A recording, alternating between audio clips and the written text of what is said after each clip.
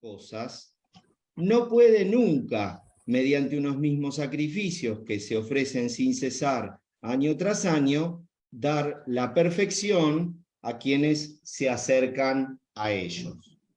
Entonces, de vuelta, ¿no? Vuelve sobre una forma de hablar, que es la que él utiliza a lo largo de toda la carta, que es la comparación entre lo antiguo y lo nuevo, utilizando un recurso propio del pensamiento del helenismo judío, que viene de un autor que se llama Filón de Alejandría, donde se compara lo múltiple con lo uno. Lo múltiple es signo de imperfección y lo uno es signo de perfección.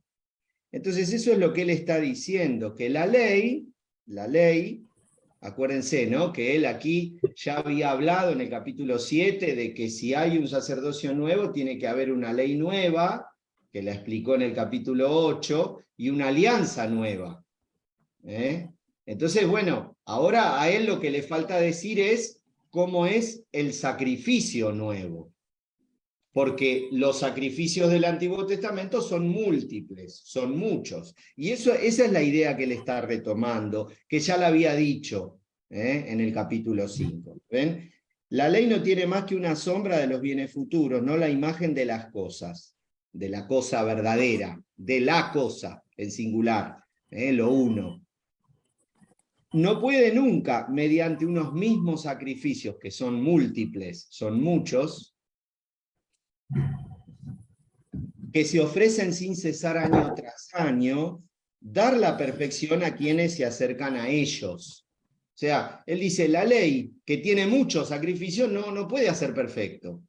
Y de hecho, rememora en el lector esa idea de que el sacerdote entra todos los años, el día del perdón, a ofrecer el sacrificio para obtener el perdón para los pecadores. Y que a la vez constantemente en el templo están entrando todos los días a ofrecer sacrificios nuevos de animales, ¿no? Ese es el contexto, digamos, que él pone detrás. Entonces dice el versículo 2, de otro modo, no habían cesado de ofrecerlos al no tener ya conciencia de pecado los que ofrecen ese culto una vez purificados. Entonces retoma una idea que él había introducido en el capítulo 9, si recuerdan, él había dicho que en el versículo 13 que la sangre de machos cabríos y de toros y la ceniza de una becerra, en el capítulo 9, versículo 13, santifican con su aspersión a los contaminados en orden a la purificación de la carne. ¿Cuánto más la sangre de Cristo, que por el Espíritu Eterno se ofreció a sí mismo sin tacha a Dios, purificará de las obras muertas nuestra conciencia para rendir culto al Dios vivo? Él ya había dicho que la sangre de Cristo, que se ofrece al Padre por el Espíritu Santo, purifica nuestra conciencia para dar culto.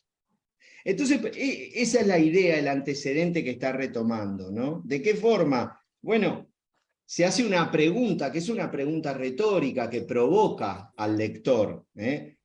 Dice, ¿no habrían cesado? Vuelvo al capítulo 10, versículo 3. ¿No habrían cesado de ofrecerlos al no tener ya conciencia de pecado los que ofrecen ese culto una vez purificados?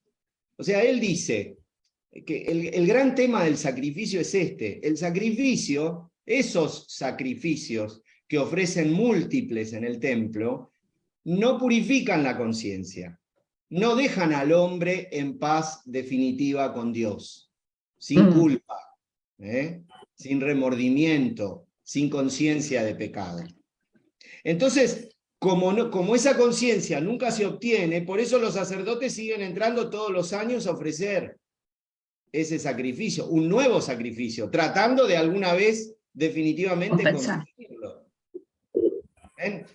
Entonces, en definitiva, lo que el autor persigue no es tanto la materialización de los sacrificios, sino la introspección de la salvación.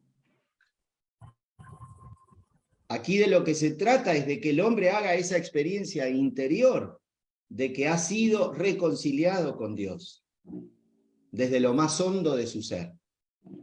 Esa es la conciencia de la que el autor está hablando, que es tan importante. Entonces, bueno, ahora va a empezar a desarrollar en el versículo 3. El anterior era el 2.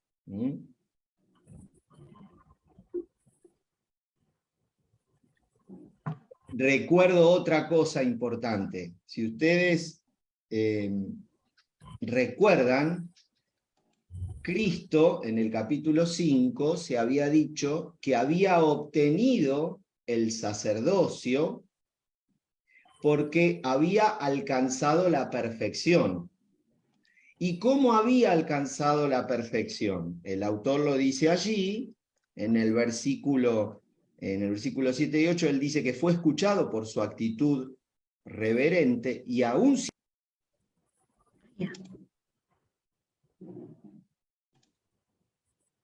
Ya. Ahí está. Se muteó, sí. ¿Yo me había muteado? Sí, ahí está. Decía que en el versículo 5, en el capítulo 5, el versículo 8, el autor había dicho que aún siendo hijo por los padecimientos, aprendió la obediencia. Ese es otro elemento que aquí viene, ¿no? Que está en juego, porque esa conciencia interior se tiene que descubrir verdaderamente filial, o sea, se tiene que reconocer hijo, hija de Dios, desde lo más hondo del ser, y por lo tanto, si es hijo, tiene que obedecer al Padre, tiene que hacer su voluntad. Muy bien, entonces dicho esto, leemos, versículo 3. Al contrario, con ellos se renueva cada año el recuerdo de los pecados. Esto decía por los muchos sacrificios. Versículo 4. Pues es imposible que la sangre de toros y cabras borre los pecados. Es imposible, el autor casi que lo plantea aquí como una cuestión ridícula. ¿Cómo se les ocurrió en algún momento suponer que eso se hubiese verdaderamente obtenido derramando la sangre de una cabrita o de un toro? Versículo 5. Por eso, entonces aquí va a hablar de Cristo. Por eso, al entrar en este mundo, dice, yo digo, está hablando de Cristo. No, el autor no lo dice, ¿no? Lo tiene velado. Obviamente, el que dice, él va a aplicar ahora unas palabras del Salmo 40 a Cristo, sin decir todavía que es Cristo. Por eso, al entrar en este mundo dice, sacrificio y oblación no quisiste, pero me has formado un cuerpo. Me has formado un cuerpo. Holocaustos y sacrificios por el pecado no te agradaron. Entonces dije, he aquí que vengo, pues de mí está escrito en el rollo del libro, a hacer, oh Dios, tu voluntad. Dice primero, sacrificios y oblaciones y holocaustos y sacrificios por el pecado no los quisiste ni te agradaron, cosas todas ofrecidas conforme a la ley. Entonces añade, he aquí que vengo a hacer tu voluntad. Abroga lo primero para establecer lo segundo. Fíjense, el autor realiza una comparación por medio de la letra del Salmo que pone en boca de Jesús.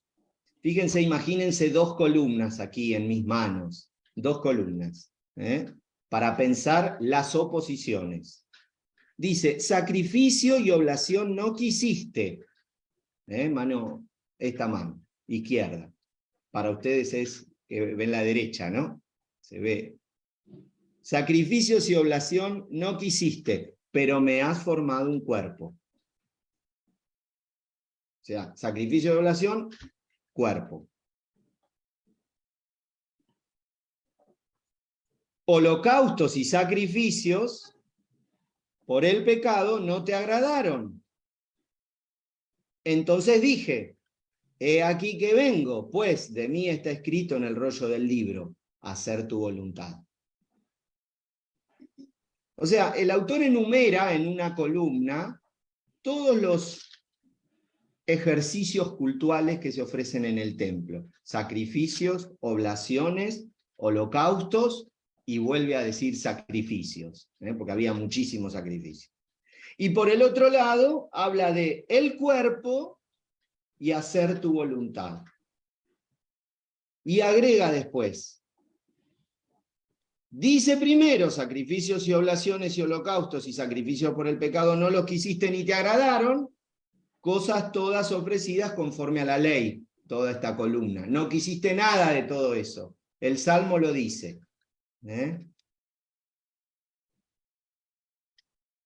Pero añade, he aquí que vengo a hacer tu voluntad. Obviamente, hacer tu voluntad con mi cuerpo. Mi cuerpo no es un instrumento. En la concepción bíblica, el cuerpo es la persona. Claro, hay una unidad. Claro, no, aquí no salgan de las categorías de la filosofía dualista, ¿no? De distinguir cuerpo, alma, eso después la teología lo desarrolla de otra forma. Aquí hay que entender la antropología bíblica según la cosmovisión hebrea. El cuerpo es la expresión del ser de la persona. La persona es su cuerpo y se expresa mediante su cuerpo. Entonces, la única forma que yo tengo de hacer tu voluntad es con mi cuerpo. Entonces, por eso dice, añade, estoy en el versículo 9, he aquí que vengo a hacer tu voluntad. Y el autor agrega aquí, abroga lo primero, o sea, deja de tener vigencia lo primero para establecer lo segundo. El cuerpo que se expresa en la hechura de la voluntad de Dios. Y el autor agrega, versículo 10, o digamos, no agrega, concluye. En virtud de esa voluntad quedamos santificados, merced a la oblación de una vez para siempre del cuerpo de Jesucristo. Este es un detalle impresionante del texto, sumamente importante, porque nos ayuda también a pensar el misterio de la salvación. Vieron que a veces nosotros, cuando en catequesis, en teología o en nuestro diálogo con los demás, cuando hablamos del misterio de la salvación, nosotros decimos, nos salvó la muerte en la cruz, nos salvó la cruz. Y eso se piensa desde una materialización, como que casi como que Jesús no tenía mucha alternativa, ¿no? Como que quedaba encajonado y si no se moría en la cruz, nosotros no podíamos ser salvados. Entonces ahí entramos a divagar en todas ideas del destino, del designio de Dios y pipín, papún y no sé qué y no sé cuánto.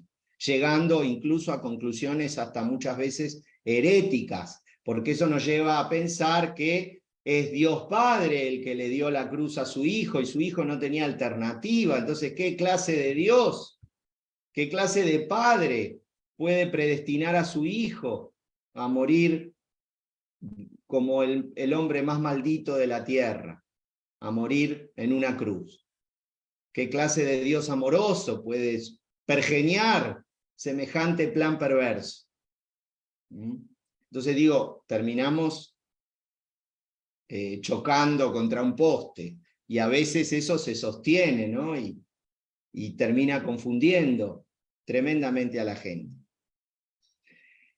El Papa Juan Pablo II, en la encíclica Salvifici Doloris, no recuerdo bien ahora para citarles, y la verdad no me olvidé de buscarlo antes, pero lo pueden hacer ustedes, y y retomar ese texto tan lindo. Pero él allí dice que lo que a nosotros nos salva es el amor de Jesús. Es como Jesús nos amó a nosotros. No el hecho de que haya muerto en la cruz, necesariamente, sino que nos amó hasta el extremo. Eso es lo que dice Juan en el Evangelio, en el capítulo 13, ¿se acuerdan? Para Juan la pasión empieza en el capítulo 13 con el lavatorio de los pies. Y la salvación es porque Jesús, habiendo llegado la hora de pasar de este mundo al Padre, él que había amado a los suyos que quedaban en el mundo, los amó hasta el extremo. Para Juan nos salvamos por eso. Después casi que él te presenta el tema de la cruz sin mostrarte el padecimiento de Jesús, porque la presenta como mirada desde arriba, desde el Hijo, desde la divinidad.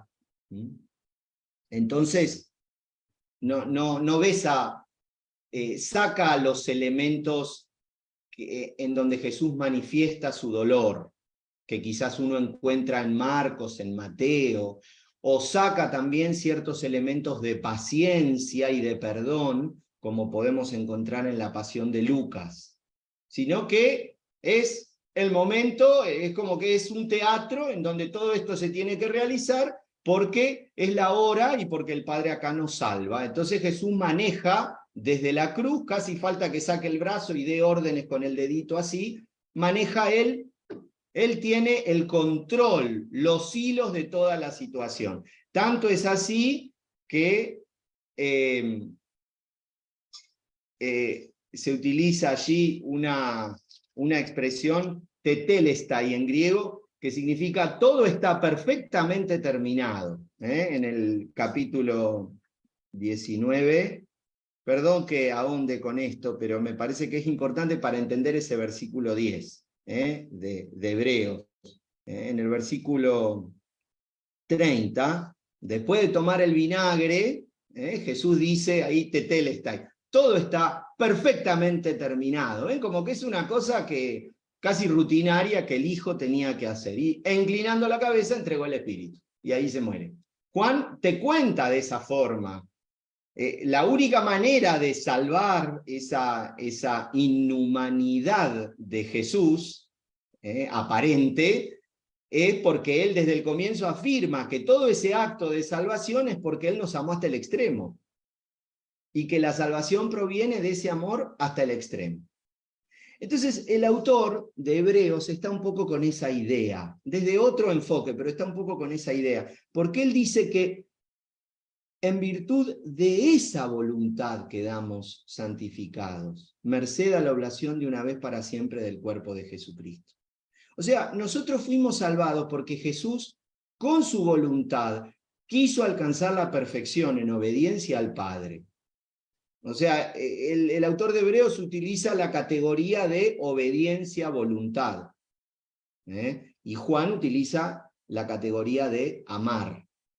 Pero bueno, en el fondo es lo mismo, porque nosotros amamos con nuestra voluntad, pero a la vez con todo nuestro cuerpo, porque el amor lo expresamos con lo que hacemos por el otro, con el abrazo, con el beso, con la caricia, con el cariño de todo lo que podemos hacer por el otro.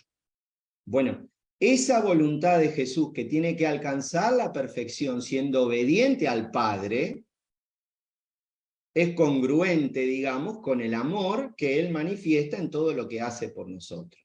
Entonces, ¿por qué nos salvó Jesús? Porque nos amó, porque hizo la voluntad del Padre. ¿Y la voluntad del Padre cuál era? ¿Que él muera en la cruz o que nos ame hasta el final, hasta las últimas consecuencias, si es necesario hasta dar la vida? Entonces, ven, el Padre no es un perverso que lo que quiere es que su hijo derrame sangre en la cruz. La cruz se la pusimos nosotros a él. Se la puso el ser humano, que lo engañó, que conspiró, que maquinó para desarmar ese proyecto de amor que Jesús ofrecía y enseñaba, porque no lo toleraba, porque lo ponía en crisis. La cruz es consecuencia de eso, no consecuencia del amor del Padre. El amor del Padre se manifiesta en el amor del Hijo por nosotros. Entonces, eso es un elemento muy importante para no perder nunca la verdadera identidad cristiana y la verdadera identidad del cristianismo. No hay que fabricar cruces. No hay que fabricar cruces. Versículo 11. Entonces acá llegamos al momento también crucial. Fíjense, sigue con la oposición el autor. Todo sacerdote está en pie, está de pie. Todos sacerdotes son los del Antiguo Testamento. Está en pie, día tras día, oficiando y ofreciendo reiteradamente los mismos sacrificios que nunca pueden borrar pecados. Los tipos están como en una empresa, parece el sistema capitalista de la revolución industrial. Vieron que las máquinas, yo tengo amigos que trabajan en el mantenimiento de máquinas en empresas, y capaz que los llaman el sábado a las 2 de la mañana, se rompió la máquina, y el tipo tiene que levantarse e ir para hacer el mantenimiento, porque la empresa no puede cerrar. ¿Cómo vas a pagar el horno? ¿Cómo vas a...?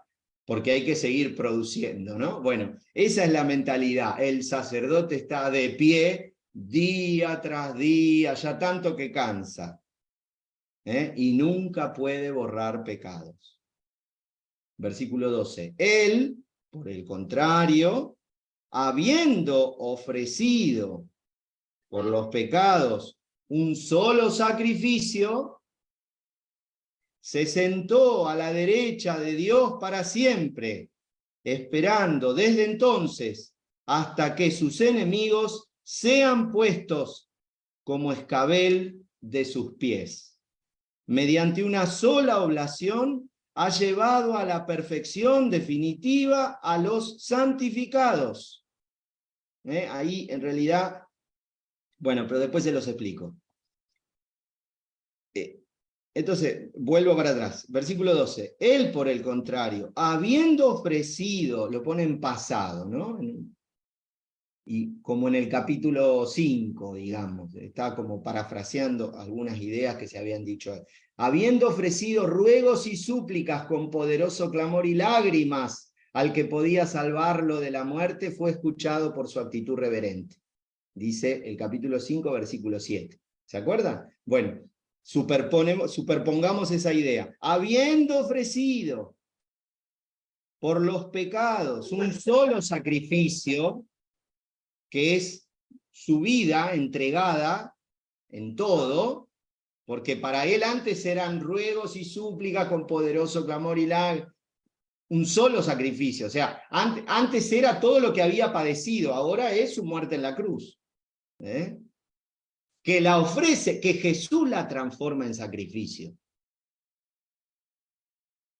Dios no se la pidió. Él le dice a Dios, te pido por favor que esto que me va a pasar, Getsemaní, Hebreos 5:7, con poderoso clamor y lágrimas al que podía salvarlo de la muerte.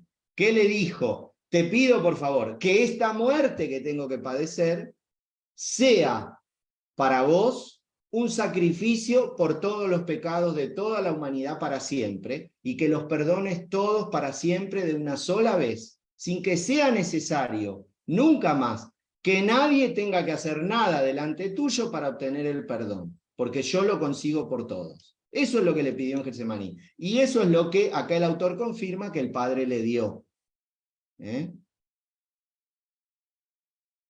Habiendo ofrecido por los pecados, en plural, un solo sacrificio, se sentó a la derecha de Dios para siempre. ¿Cómo estaban los sacerdotes? De pie, día tras día, oficiando y ofreciendo reiteradamente. ¿Cómo está Jesús? Sentado. Tácate ahí, se sentó. Acuérdense, ya lo habíamos dicho, que sentarse a la derecha de Dios es resucitar.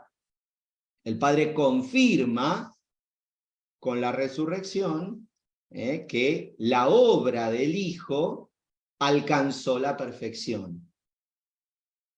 Por lo tanto, el Padre la hizo perfecta, porque el Hijo puso todo de sí cumpliendo la voluntad, obedeciendo, puso todo de sí para alcanzar la perfección, pero después el Padre la tenía que lustrar para que sea perfecta, confirmar esa perfección. ¿Y cómo lo hace? Vení, vos te sentás acá al lado mío. Lo resucitó. Se sentó a la derecha de Dios para siempre, esperando desde entonces hasta que sus enemigos sean puestos como escabel de sus pies. Mediante una sola oblación ha llevado a la perfección definitiva a los santificados, dice el versículo 14.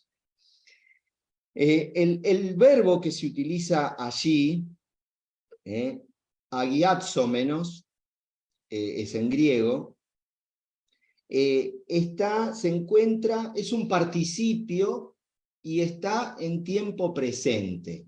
¿Qué significa esto? Que deberíamos traducirlo de la siguiente forma. Mediante una sola oblación ha llevado a la perfección definitiva a los que van siendo santificados. En presente, a los que van siendo, como que fuera un gerundio, porque es un participio, santificados. Aquí quizás al oído hay un poco de ruido, porque uno espera, si el verbo está en pasado, mediante una sola oblación, ha llevado, en pasado, a la perfección definitiva, uno esperaría a los que ha santificado, en pasado. ¿Se entiende? La Biblia de Jerusalén, para que no haga tanto ruido, o porque no sé por qué, porque no se dio cuenta el traductor, no sé qué pasa con el libro del pueblo de Dios o con otras traducciones que no chequeé, lo traducen como que el participio es una mezcla, ¿no? de sustantivo y verbo, o de adjetivo y verbo, ahora no me acuerdo. Lo sustantiviza al verbo, digamos, le saca. Entonces habla de los santificados, pone un sustantivo directamente. Claro. Pero entonces son los que van siendo santificados. ¿Y qué quiere decir el autor con esto? Bueno, probablemente lo que él quiera es remarcar la tensión de la vida cristiana. No es que no, o sea, nosotros, de hecho lo dice, mediante una sola oblación ha llevado a la perfección definitiva. La perfección definitiva ya fue dada.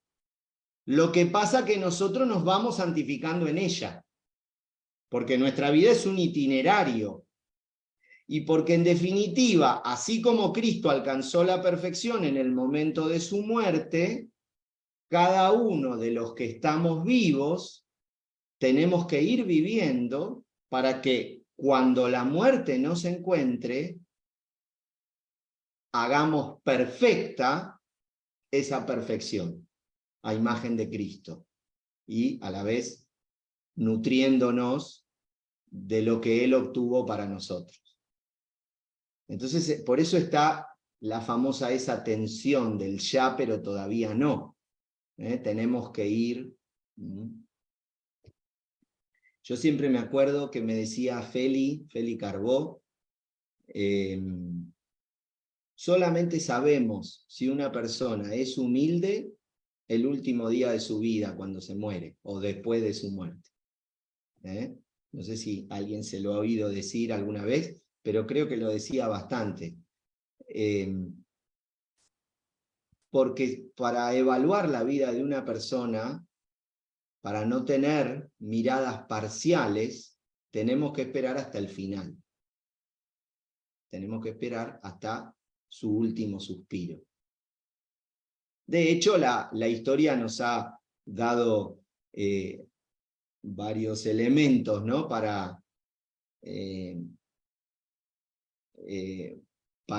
reafirmar la idea esta, para saber que siempre más de uno guarda un muerto en el placar, ¿no? Y después de la muerte sale, porque bien guardado estuvo. Bueno, Entonces es un principio de sabiduría y de prudencia, y a la vez bien acorde con la carta a los hebreos, ¿no? Que solamente conocemos la verdadera santidad de una persona o el grado de santidad que alcanzó una persona después de su muerte, cuando se completa, se perfecciona la obra que Dios comenzó en el momento de su creación. Muy bien. Entonces ahora el autor va a agregar un elemento muy importante, versículo 15, perdón. También el Espíritu Santo nos lo atestigua. Fíjense cómo es incipiente también, ¿no? La neumatología que el autor tiene, mostrando cómo el designio del Padre, junto con el misterio pascual del Hijo, es realizado por la obra del Espíritu, ¿no?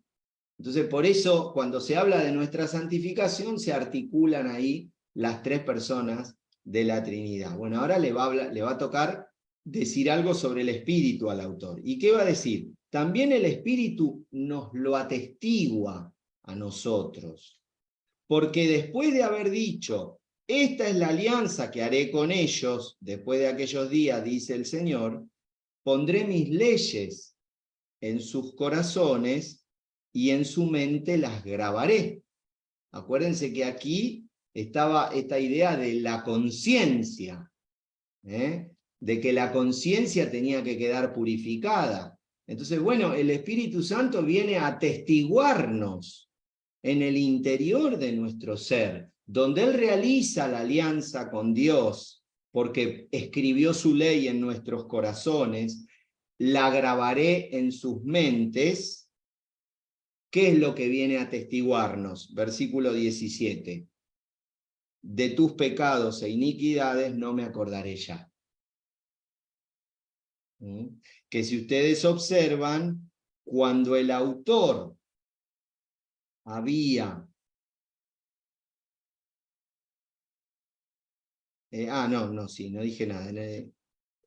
Pensé que no lo había citado, pero no, sí estaba citado en el versículo. En el capítulo 8 ya estaba citado ese versículo. Si ustedes miran Hebreos 8:12, ahí vuelve a aparecer esta idea, que añade de sus pecados e iniquidades, no me acordaré ya. Lo que pasa es que aquí dice, o te recuerda, que es el Espíritu el que se lo dice a cada uno, el que te da esa conciencia de que Jesús realizó con su misterio pascual una alianza en nuestro interior por el poder de su Espíritu.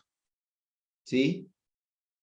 Entonces, el autor aquí, ya después de todo, tantas cosas, tantas líneas abiertas, cierra toda su argumentación diciendo, ahora bien, versículo 18, donde hay pecado de estas cosas, ya no hay más oblación por el pecado. Esta es la conclusión. Esta es la conclusión, porque a partir del versículo 19 va a comenzar una parte exhortativa de todo lo dicho, pero la conclusión de toda su argumentación es este versículo 18. Ahora bien, donde hay perdón de estas cosas, ya no hay más oblación por el pecado.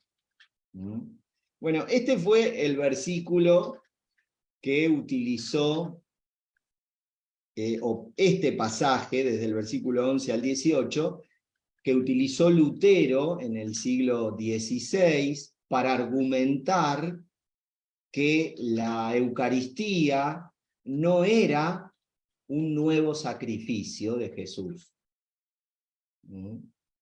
El Concilio de Trento le responderá después que tenía razón, que no era un nuevo sacrificio de Jesús, sino que la Eucaristía es el mismo sacrificio de Jesús ofrecido por la Iglesia. El Concilio de Trento se va a ver obligado a justificar por qué o cómo la Iglesia entiende la Eucaristía como sacrificio, porque los abusos que le había tocado ver a Lutero al respecto, que vendían las indulgencias, ¿no? Y toda esa cosa ligado a la celebración de la misa, si se pagaba y todo eso, lo había llevado a Lutero a hacer una afirmación de acuerdo a la Escritura que es real. Y que el concilio entonces precisa, ¿no?, el modo como nosotros debemos entenderlo. Por eso hago referencia, ¿no? En la Eucaristía nosotros revivimos esa única entrega de Jesús al Padre, ¿no?, donde está su cuerpo, está su sangre, y está su amor con el que Él se entrega. Entonces, piensen, digo, toda esa dinámica que aparece rezada en la plegaria eucarística por el ministro, piensen toda esa dinámica de entrega de Jesús al Padre, si quieren, desde esta categoría. Pero tengan presente que Jesús no vuelve a entregarse. Jesús ya se entregó.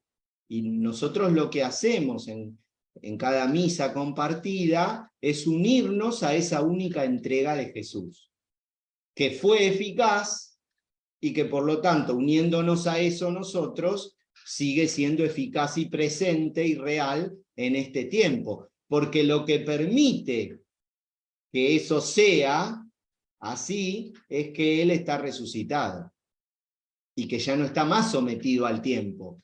Entonces, uniéndonos al resucitado, Él nos participa de los méritos de su pasión, de los frutos de su muerte sacrificial. Bueno, pero eso ya lo tiene que explicar la teología dogmática y no es mi área, así que hasta aquí, no digo más nada del asunto. Simplemente les dejo el deseo, ¿no?, de poder seguir pensándolo. Y fíjense qué lindo, para terminar, esto que el autor nos ofrece aquí. Versículo 19.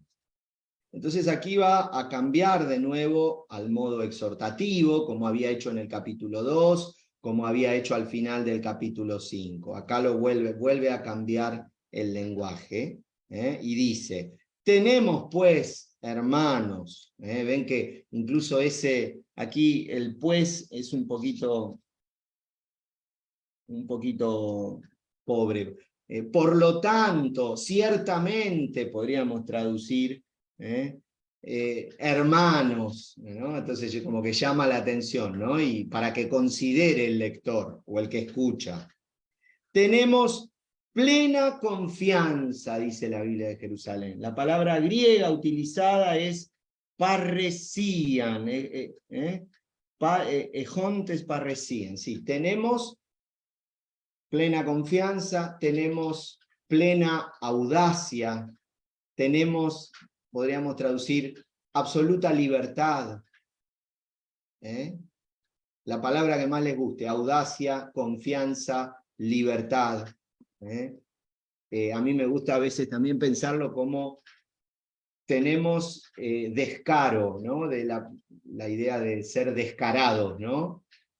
Podemos actuar con absoluta desfachatez, hermanos, para entrar en el santuario. Para entrar en el santuario, en la presencia de Dios.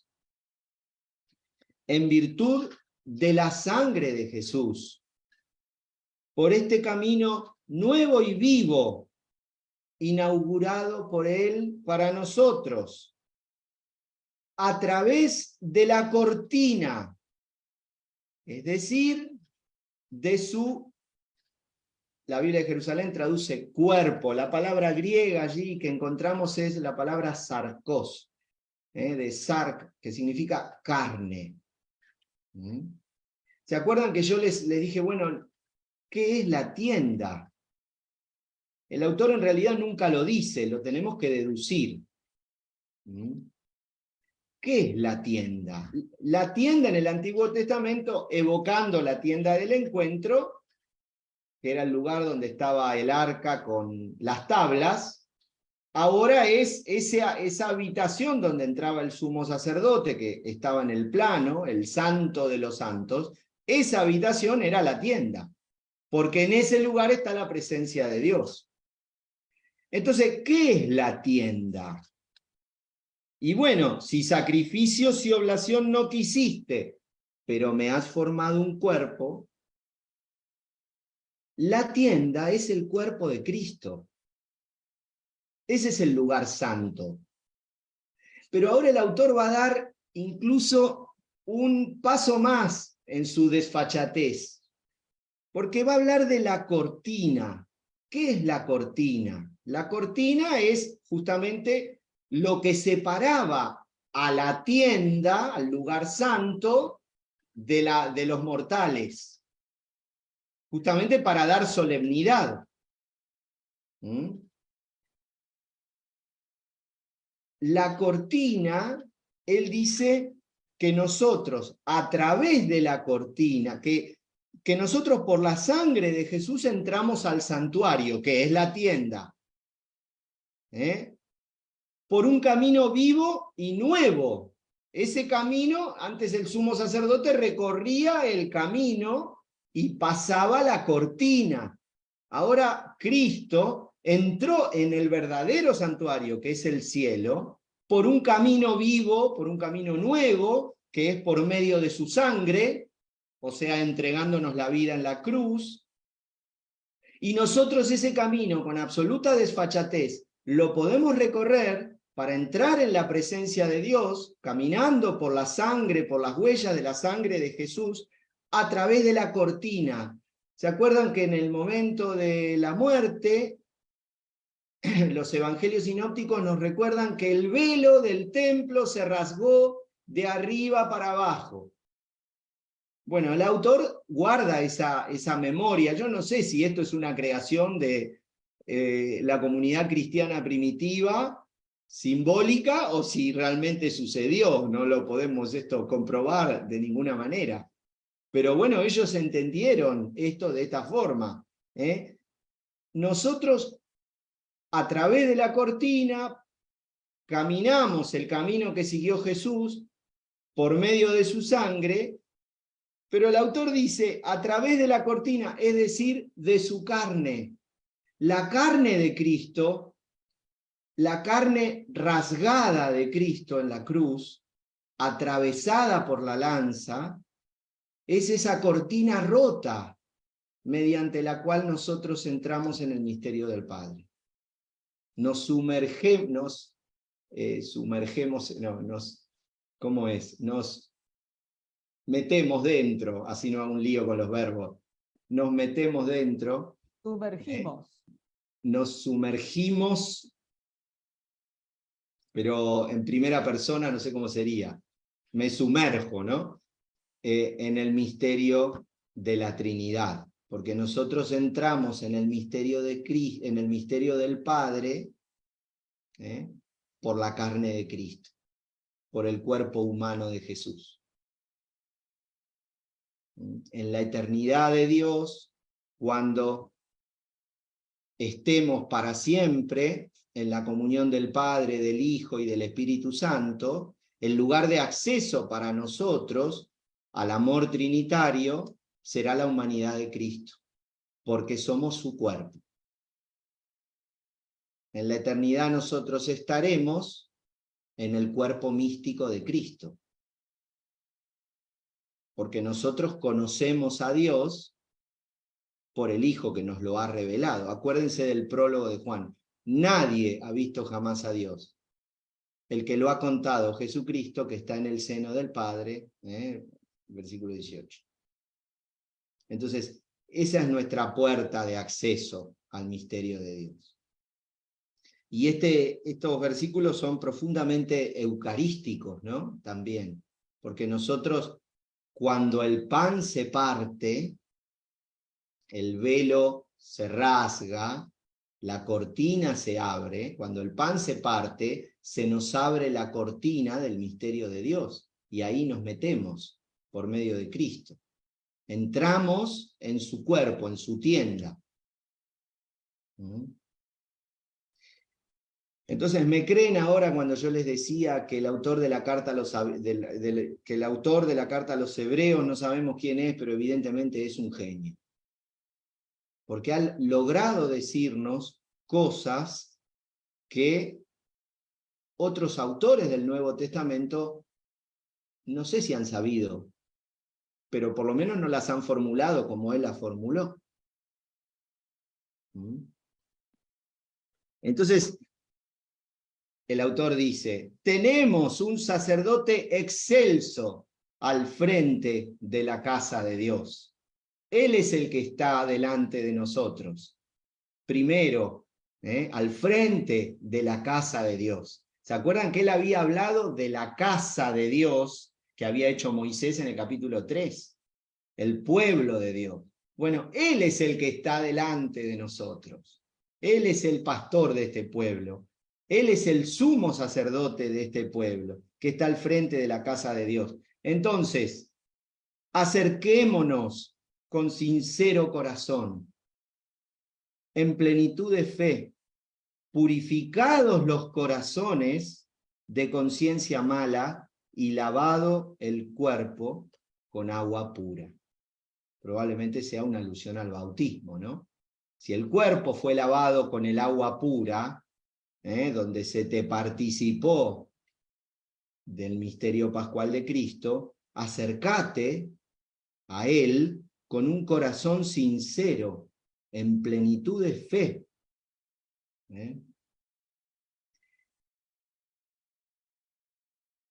Hay una bienaventuranza, que es la del versículo 8 de Mateo, el capítulo 5, versículo 8. Bienaventurados los de corazón puro, porque ellos verán a Dios. Los padres del desierto, los monjes del desierto, uno de los dones que pretendían adquirir en la vida era la pureza del corazón. Que a veces cuando tenemos la gracia de dialogar con alguna persona de Dios, un varón o una mujer, un hombre o una mujer de Dios, y encontramos que la persona tiene pureza en el corazón, eso es lo que más nos transforma, ¿no? Quizás hago referencia solo a personas muertas, porque si no estaría contradiciendo lo que acabo de decir que dijo Feli en vida. El padre Pablo de la Trapa, por ejemplo, que todos lo conocen, estaba pensando en él. Era un hombre que tenía el corazón puro. Sí. Y que se acercaba cada día, cada mañana, ante cada circunstancia, a Dios con plenitud de fe y con un corazón sincero, como dice acá, con una conciencia que se sentía, se sabía lavada por la sangre de Cristo. Entonces, bueno, los invito también a que puedan seguir pensando este elemento que la carta a los hebreos nos ofrece, de purificar la conciencia, de tener el corazón más puro, de tener el corazón purificado,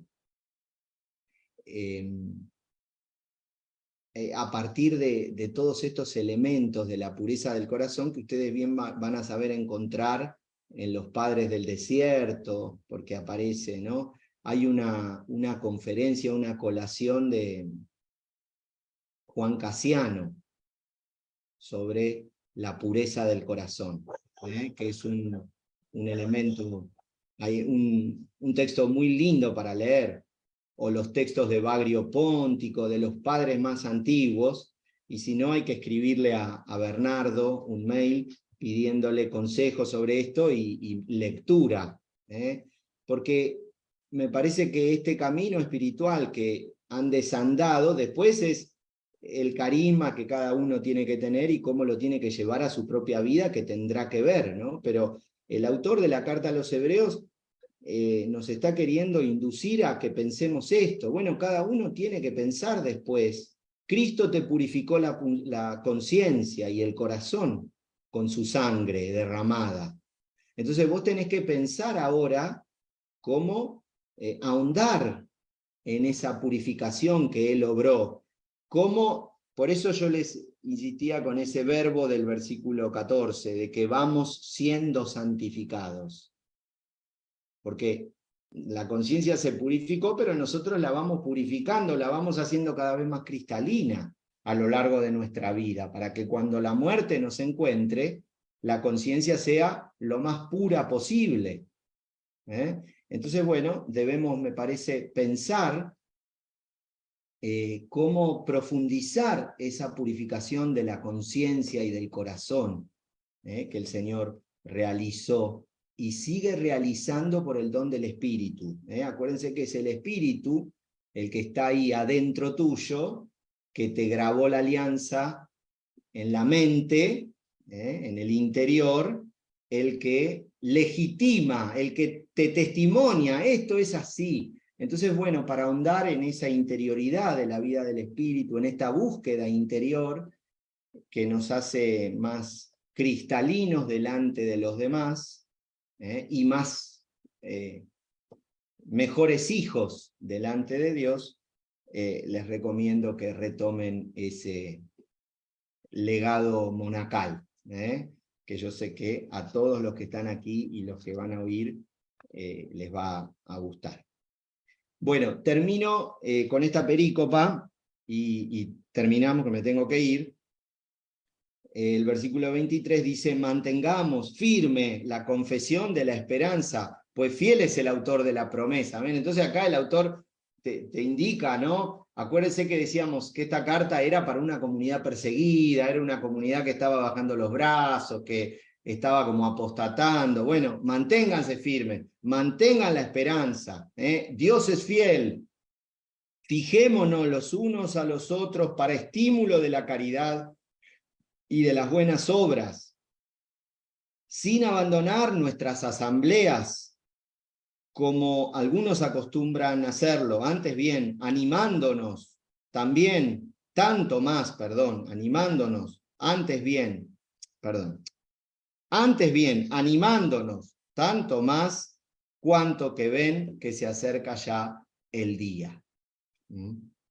Bueno, muy bien. Dejemos aquí. ¿Se entiende alguna pregunta brevísima? Si no, piénsenlas tranquilos, porque esto es importante y tiene que quedar bien claro, y obviamente que lo volvemos a charlar. ¿Vos, Telma, querías decir algo? Decí, ¿eh? No, quería agradecerte. Me haces volar. No, eso entonces no me agradezcas nada, listo. No, lo que yo pensaba, cortito, que los que recibieron, la comunidad que recibió esta exhortación, debe haber hecho como nosotros, de juntarse varios días así, y el genio que la escribió las iba hablando, porque acá hay mucho contenido. Yo pensaba, Sí. che, esos que la escucharon la primera vez, ¿entendieron de una todo esto? ¿O lo tuvieron a Yo creo, a un Leandro que les vaya explicando cosita a cosita? Porque esto es mucho. Tal cual como vos decís. Yo supongo, primero, la lectura, acuérdense que se hacía desde el sábado a la tarde hasta el domingo, cuando sale el sol, ¿no? Las celebraciones eran así. El autor pensó un discurso muy difícil, obviamente, que les debe haber dejado. El regalo, les traje esto de regalo, léanlo. Se juntaron, lo leyeron la primera noche, no entendieron nada, pero entendieron que era impresionante y se deben haber vuelto a juntar el fin de semana siguiente y así. Pero él debe haber pergeñado algo así, un tratado para que se reflexione, se vuelva sobre él y se incorpore en la vida. Entonces no es una homilía, como a veces se dice, 10 minutitos y te vas a tu casa a comer el asado. No. Sí. Es cierto que el género literario es el de una homilía porque no presenta forma de carta. Pero el autor la pensó más como si quieren, es una carta para ejercitarse. Claro, una ejercitación. Es un ejercitatorio. Sí. Donde volvés y volvés y volvés y relees y tomás partes y saboreás y compartís. Sí. Comparás, especialmente este capítulo, ¿no? ¿Cómo, Telma? Especialmente este capítulo. Bueno, este es como el punto de llegada de todo el itinerario, pero en realidad si vos caés en este capítulo sin haber leído lo otro, sí, claro. Entonces tenés que estar en todo, tenés que leer todo. Sí. Ahora va a bajar un poco la tensión. Lo que viene también es lindo, va a hablar todo del tiempo escatológico y de la vida cristiana, pero vale la pena, pero bueno, nada, ya van a ver, sorpresa, no digo nada. Léanlo si están. Bueno, nos vemos el miércoles 12 de julio a las 15 horas. A las 15 horas. Gracias, Leandro. Gracias. Chao. Muchas gracias. Buen fin de semana. Leandro. Gracias. Chao, que descanses. Muy bien.